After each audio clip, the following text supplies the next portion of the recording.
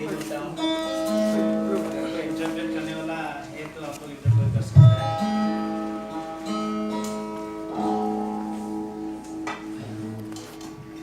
तो आज का दिन में जो ब्रदर जनार्दन जो इस जगह पे बुलाया, मैं उसको बहुत बहुत थैंक्स देना चाहता हूँ। और स्पेशली मैं आज का सभा में मैं आने का थोड़ा समय थोड़ा दिकदारी लग रहा था, फिर भी प्रभु ने इस जगह पे पहुँचाया, इसलिए मैं प्रभु को बहुत बहुत धन्यवाद देना चाहता हूँ। और आप लोग सभी लोग जानते हैं, हमको पहचानता होगा कोई लोग नहीं पहचानता भी, मैं अपना नाम को बताना चाहता हूँ। मेरा नाम है मानसी सोरेन और मैं ऑलरेडी ग्रेजुएट किया हूँ और मैं एक वर्शिपर मतलब वर्शिप लीड करता हूँ। मेरा कोई टीम्स लोग हैं, बाहर मैं जाता हूँ, जब जाता हूँ तो प्रभु का अनुग्रह से खुद काम होता है। आमीन। और ये मेरा बहन है, इसका नाम है सिस्टर वेरोनिका सोरेन।